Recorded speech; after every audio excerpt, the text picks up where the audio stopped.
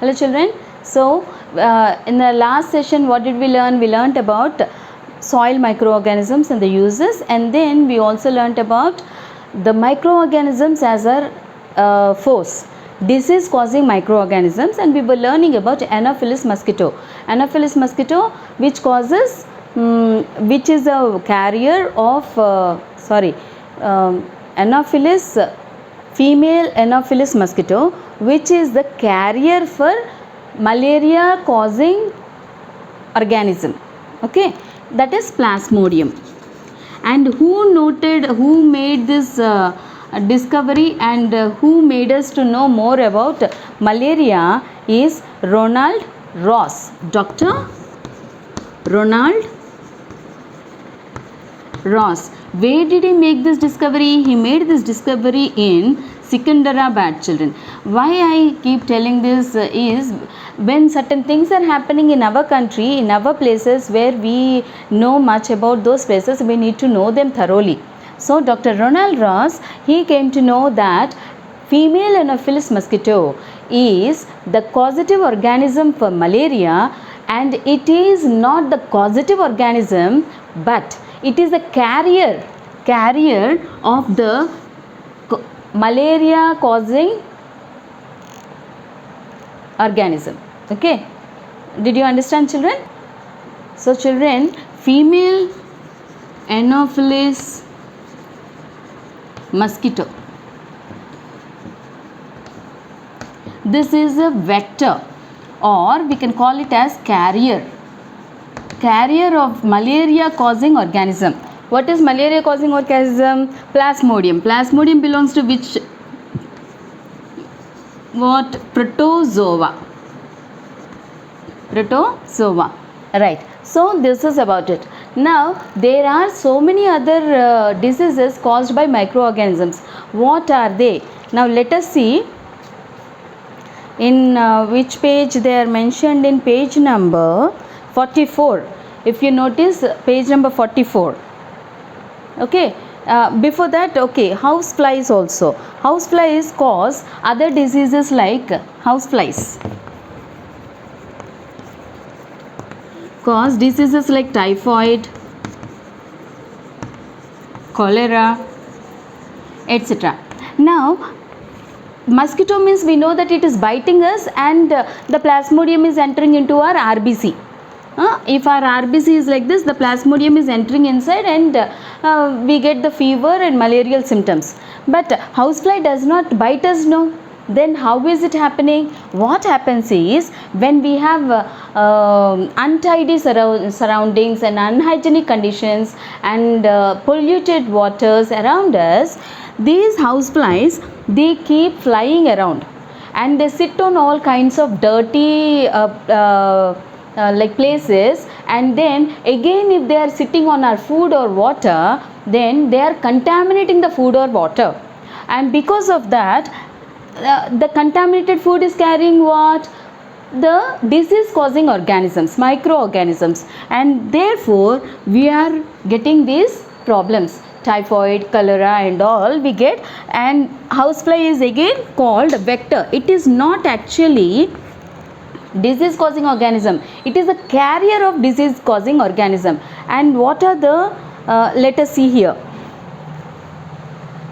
cholera and typhoid. And what is this carrying? It is carrying bacteria, Salmonella typhi. Okay, this causes typhoid. Like that, they are carriers of the microorganisms which cause these diseases. Now turn to page number 44. Let us see the various common diseases caused by microorganisms. You will be wonderstruck. Tuberculosis is caused by bacteria. What bacteria? It is caused by bacteria, and it is transmitted through air. Suppose a person is having tuberculosis, if the person is coughing and the microorganisms are spread into the air, and if you are nearby, you attract those microorganisms, and if you start breathing in, then you will be getting contagious disease, like you will be contaminated. And how can we prevent? BCG, vaccination. When you are born, after I told you, ask your mother to check the vaccination card for you, which was given for you when you were born. In that it will be there, vaccination. And avoid using infected people's things like kerchiefs, towels, bed sheets, pillows, like that. If we avoid until the person is completely treated, if we can isolate themselves, isolate them or isolate yourself from them. But it is not like you have to completely put them aside. If you are just being careful around them, then it is not a problem at all. Then next, coming to chicken pox. You might have come across this chicken pox. You get small rash on your body along with fever, and the rash, within 3 days the whole body will be filled with small rashes. You are not supposed to prick them, and you are supposed to be careful. And how is this chicken pox caused? Chicken pox is caused by a virus, and it is also contaminated through air only.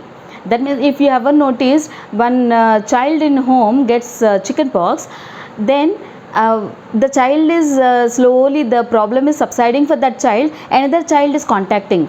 That is because it is spread in the air in the family. Then you might be wondering why the elders are not getting. Here what happens is, once in a lifetime if you get chicken pox, your antibodies are ready to fight against it. So second time you won't get chicken pox again. Okay, so this is about chicken pox. It is also viral disease. It is through air. And how can you prevent it? Again, vaccination. What do we call this as? Varicella. What is the name of the vaccination? Vaccine? Varicella. Right. Next, measles and mumps. Measles and mumps, in our schools also they have given recently, rubella, measles and mumps. Okay, and this is also viral disease, again contaminated through air. If one child in a classroom, suppose in a classroom if one child gets, most of the children also get contacted with that. It spreads through air. And what is the vaccination? Rubella and MMR, measles, mumps and rubella. And then polio. Polio is another viral disease. Again it is also through air as well as water, and it gets contacted at the early stages of a child. And what is the vaccination? You all very well know, polio drops till the age of 5. And then swine flu. Swine flu is again a viral disease, but it is caused by a mosquito bite and all. Air, it is also airborne disease, and there is a vaccination for this. Then cholera, typhoid, they are bacterial diseases, and they are spread through contaminated water or food. And what is the vector? Housefly is the vector. And then how can you avoid? Personal hygiene and surroundings cleanliness. And then you need to consume boiled water when you feel that the water that you are getting is not clean. You need to boil the water. Then malaria is a protozoan disease, plasmodium protozoan disease, and it is caused by it is caused by female Anopheles mosquito. Okay, and then what should we do? We should, biological preventive measures are, when you have surroundings untidy, keep them clean. Dry out all the unwanted vessels and upturn everything and keep everything dry around. If any puddles are there, pour kerosene and keep them clean. And still, if you want to be sure, sleep in mosquito nets. Don't go for too many chemical sprays and all that. They may not be good for your lungs. And then next thing is dengue. Chikungunya, Japanese encephalitis, all these are again viral diseases. Did you notice, children, how many viral diseases are there? So many viral diseases are there, and we are able to combat all the viral diseases, and COVID also we can do. Only because it is new, we are getting worried. Because it is new and we still don't have a medicine for that, we are scared. But there is nothing to worry about and scared about. If you are maintaining social distance and maintaining proper hygiene, healthy habits and hygiene, then you are always safe. Now let us see. Dengue, chikungunya and Japanese encephalitis all are caused by mosquito bites. Okay, And how can you prevent that? Is always keeping yourself and your surroundings clean and using mosquito nets. Okay, now in page number 45 they ask some questions. What diseases can be prevented if we can control mosquitoes? Very clearly what is mentioned here: cholera, typhoid, malaria, dengue, malaria, dengue, chikungunya, encephalitis. All these can be controlled, right? And then which diseases can be prevented by vaccination? The diseases which can be prevented by vaccination are chickenpox, malaria, tuberculosis, polio, swine flu, measles, mumps, rubella. And can you name some diseases which are transmitted by air? Let us see: tuberculosis, chickenpox, measles, mumps, polio, swine flu. All these are caused contaminated, spread through air. Now you might have got a doubt from where I am getting these answers. All the answers are there in your table, which table 1, some common diseases. Just check, all the answers are there. You try to write them down. Can we protect ourselves from bacteria and protozoa diseases through vaccination? Can we protect ourselves? Yes, we can protect ourselves, but we need to be, just because vaccination is given, it doesn't mean that you can live in unhygienic conditions. Always first and foremost thing is prevention is better than cure. So go for vaccination, but still always be careful. That means your personal cleanliness, your surrounding cleanliness matters a lot. If you can keep everything clean around you, you are already 70%, along with the vaccine, you are 70% immune to everything around you. Okay, so you can always stay happy regarding this. Then that means these microorganisms cause diseases only to us, not to any other living things. Of course, they cause diseases even in animals: cowpox, anthrax, and then what else? Fall fox and bird flu in poultry. You might have learnt about bird flu, no? Like that, so many diseases they cause in animals also, children. Now in our next session we'll learn about the diseases caused by microorganisms in plants.